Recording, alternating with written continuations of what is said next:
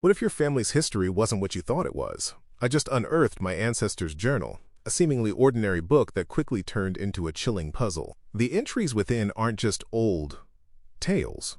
They're secrets that have been buried for generations, and what I found will make you question everything you know.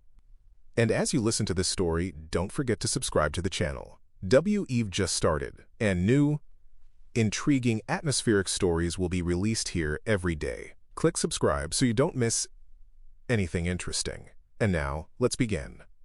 I found it by accident. The old villa of my great-grandparents, somewhere deep in the French countryside, had stood empty for almost half a century. I only came here because a notary sent a letter after my Aunt Adele's death. You are the last heir, accept the property or renounce it. I don't know why, but I couldn't refuse. There was something about this house, something that drew me in. The air itself seemed thick with unspoken words, heavy with the dust of forgotten years. The journey had been long, a train ride that stitched together sprawling cities and sleepy hamlets, finally depositing me in a village that seemed to have been misplaced by time. From there it was a rattling taxi ride down winding lanes flanked by ancient gnarled trees that clawed at the sky. The driver, a man whose face was a roadmap of local gossip, fell silent as we approached the wrought iron gates. They hung ajar, rusted and draped in ivy, like a weary mouth sighing a welcome and a warning. La Villa des Murmures, he'd muttered, the Villa of Whispers. They say the wind here carries voices. He didn't wait for a tip, just sped away, leaving me in a cloud of dust and unsettling silence. The house was a grand, decaying creature. Its stone facade was stained with green and black, its windows like vacant eyes, staring out at a world that had moved on. I pushed open the heavy oak door, its groan echoing through the cavernous foyer. Inside, the air was cold and still, carrying the scent of damp stone, decaying paper, and something else, something faintly floral like funeral lilies. Furniture lay shrouded in white cloths, ghostly shapes in the dim light filtering through grimy panes of glass. It felt less like a home and more like a mausoleum, a place where memories had come to die. For days I wandered its halls, a ghost in my own inheritance. I was an architect from the city, a man of clean lines and logical solutions, yet this place defied all logic. It was a labyrinth of rooms that seemed to shift when I wasn't looking, of corridors that stretched and shrank. I started by trying to take inventory to impose some order on the chaos, but the task felt monumental, impossible. Every drawer I opened, every cupboard I unlatched, seemed to exhale a breath of the past, releasing stories I couldn't decipher. It was in the grand salon, a room dominated by a colossal, soot-blackened fireplace, that my real purpose here revealed itself. An old, threadbare Persian rug covered the center of the floor. It was ugly, its once vibrant colors faded to muted earth tones. On a whim, driven by a sudden urge to see the floor beneath, I began to roll it up. The task was strenuous, the rug was heavy, and a century of dust billowed up, making me choke, and that's when I saw it. Not a gaping hole, but a subtle, almost imperceptible crack in the dark wood of the parquet floor. It was a flaw in the otherwise perfect herringbone pattern. Curiosity, a force more potent than any rational thought, took hold. I knelt, my fingers tracing the line. One of the floorboards felt loose. I pried at it with my fingertips, then with the edge of an old coin from my pocket. It resisted, then gave way with a soft, splintering sound. From the dark cavity beneath, a scorched leather parcel tumbled out. It was wrapped in oilcloth, now brittle with age, and tied with a leather thong that crumbled to dust at my touch. Inside was the journal, old, darkened by time, with a leather cover on which the embossed pattern had been worn away into an unreadable ghost of a design. On the flyleaf, in a trembling, spidery hand, was written, Etienne Lenoir, 1891. I had never heard of him. The family tree, as I knew it, was a sparse and uncomplicated thing. My great-grandfather, his father, the line was short, the details vague, but this name, Etienne, resonated with a strange familiarity, like a word on the tip of my tongue. He had to be my great-great-bay grandfather. And as soon as I read the first lines, a cold, slick dread slithered down my spine. October 6th, 1891. If anyone is reading this, know that I am likely no longer among the living. But what I have discovered must not disappear with me. We are not who we think we are. We never were. I read that paragraph over and over, the words seeming to rearrange themselves with each reading. They were simple, yet they held the weight of a terrible revelation. I turned the page, it was blank, as were the next and the next. A wave of anticlimax washed over me. Had he written nothing more? Was this the entirety of his cryptic message? I almost tossed the book aside, dismissing it as the melodramatic scribbling of a troubled mind. But then, as I held the book up, the weak afternoon light, slanting through the grimy window, caught the page at an angle, and I saw it, a faint shimmer, a different texture on the paper. It wasn't blank. The ink had faded to a ghostly, almost invisible brown. If I hadn't noticed that glint, that subtle change in hue in the beam of light, I would have thought the journal was simply damaged, its secrets lost to time. But there were words there, and as I painstakingly deciphered them, they grew more and more alarming. October 14th, they come only at night. First, it is the sound from the mirror, as if someone is tapping on the glass from the other side, a gentle, rhythmic knock. At first, I thought it a death-watch beetle in the walls, a common sound in a house this old. But the sound is too clear, too glassy. Then comes the shadow. It began as a flicker in the periphery of my vision, a distortion of the candlelight on the walls. Now, it stands beside my bed. It is tall and thin, a column of deeper darkness in the gloom. It does not move, it does not speak, I do not know what it wants. But it waits. It watches me with an attention that feels like a physical weight upon my chest. I slammed the journal shut, my heart hammering against my ribs. My breath came in ragged gasps. The old villa seemed to groan around me in the encroaching darkness. Blue as at the wind, or something else, that just brushed along the window panes with a sound like sighing? I tried to rationalize, to anchor myself in the solid world of the 21st century. This was the 19th century. Superstition was rampant. Perhaps Etienne was suffering from a fever, a mental affliction.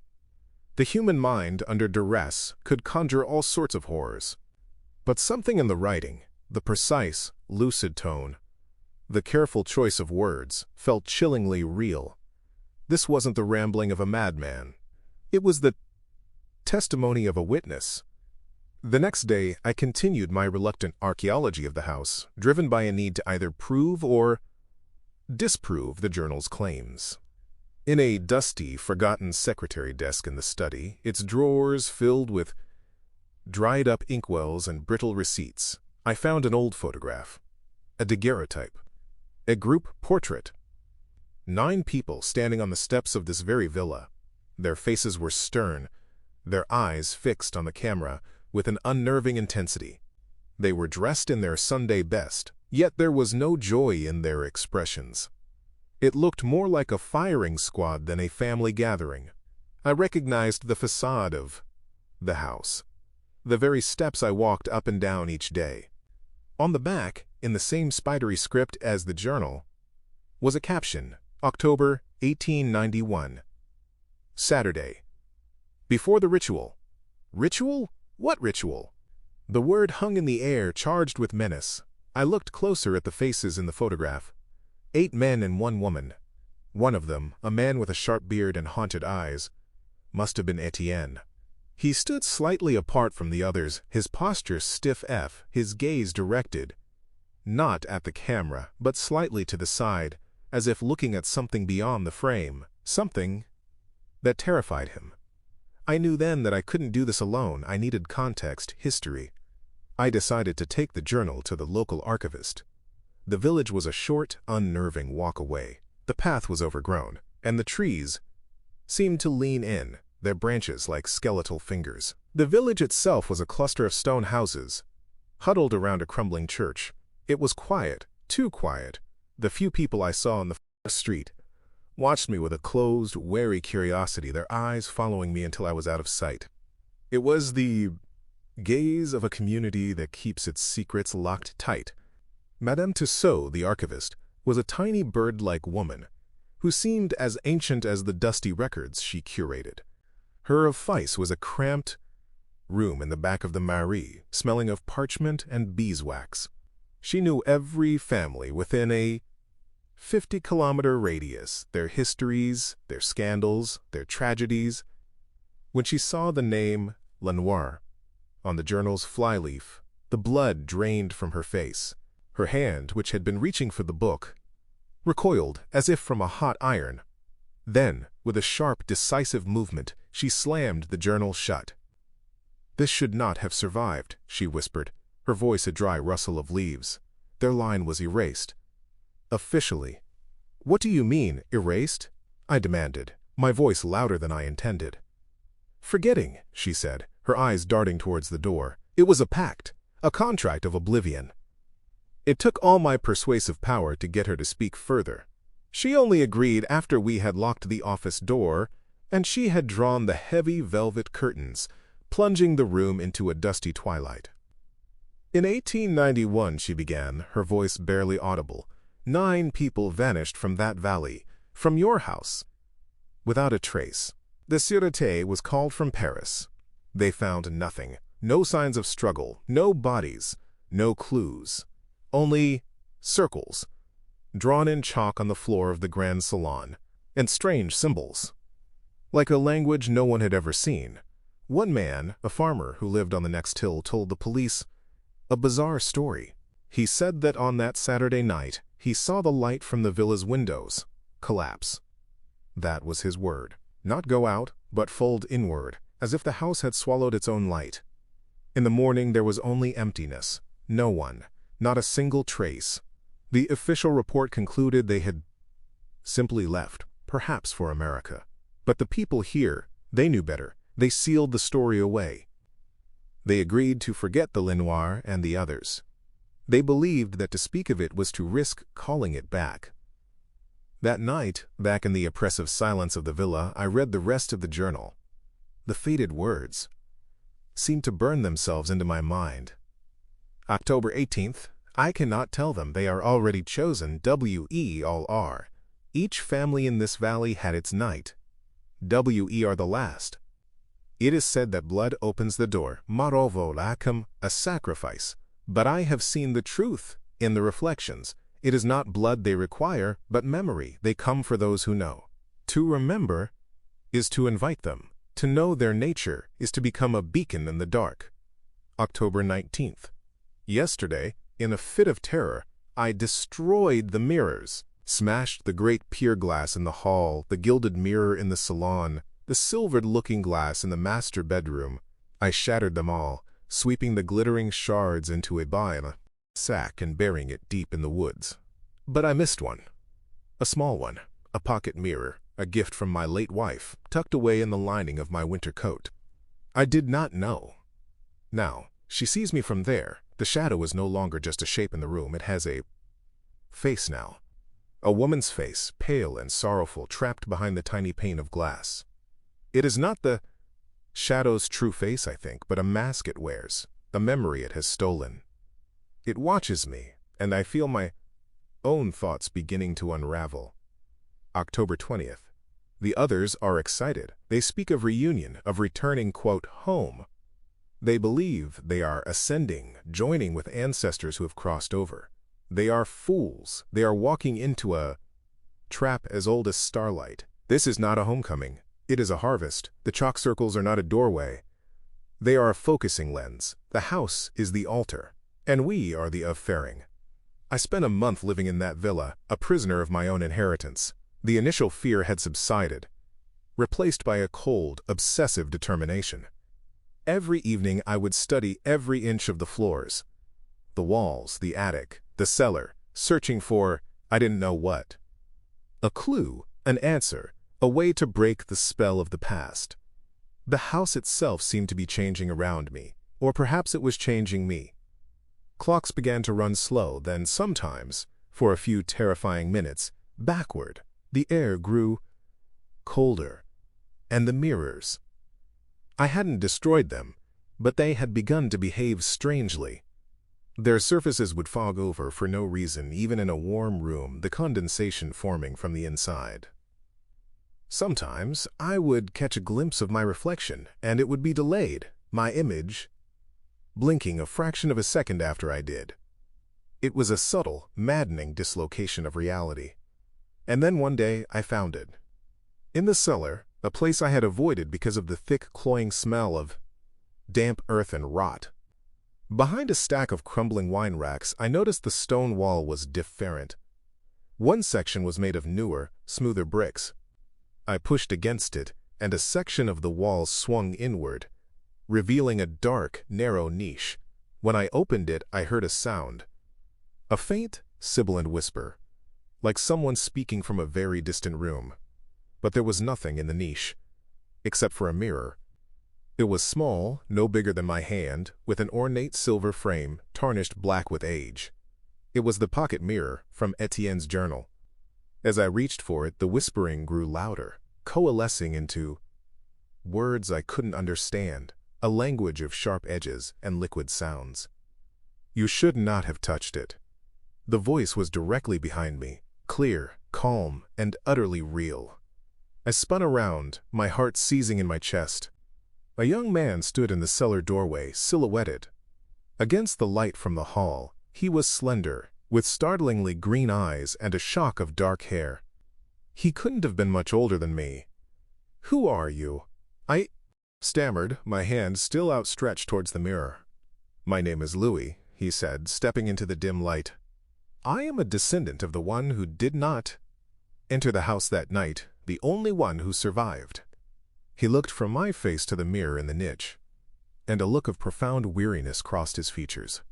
"They want us to finish what was started. They've been waiting. They want the door opened again." "The door to where?" I asked, the words catching in my throat. "They call it home," Louis said, his green eyes locking onto mine. "But there's something wrong with the way that word sounds, isn't there? It doesn't feel right." We both stayed in the villa for the next few nights. Louis's presence was both a comfort and a source of fresh anxiety. He told me his story. His ancestor, a young man named Jean, had been part of the group. But on the night of the ritual, he had been overcome with a sudden, inexplicable terror. He had fled into the woods, hiding and watching from a distance. He saw the light in the window's pulse, brightened to an impossible intensity, and then, as the farmer had described, collapse inward into a single point of absolute blackness, followed by a silence so profound it felt like the world had stopped breathing. Jean had lived the rest of his life in fear, a recluse haunted by what he had seen, passing the story down to his children as a warning. Louis had felt the pull of the house his entire life, a strange, inherited curiosity that had finally led him here, to me. With Louis there, the house's strange behavior escalated. Time became fluid. W.E. would lose hours, looking at a clock to see it was 9 p.m., only to look again a moment later and find it was past midnight. The whispering was no longer confined to the cellar. It echoed in the hallways, slithered from the cracks in the walls. And in the mirrors we began to see things. Not just delayed reflections, but fleeting images. A pale face, a grasping hand, a landscape of twisted black trees under a sky with 2 moons. One night, Louis and I were in the salon, studying the faint outlines of the chalk circles, still visible on the floor if you caught the light just right. "Time is either running out or running in," Louis said, his voice low. "But here, it waits. It's pooled, stagnant.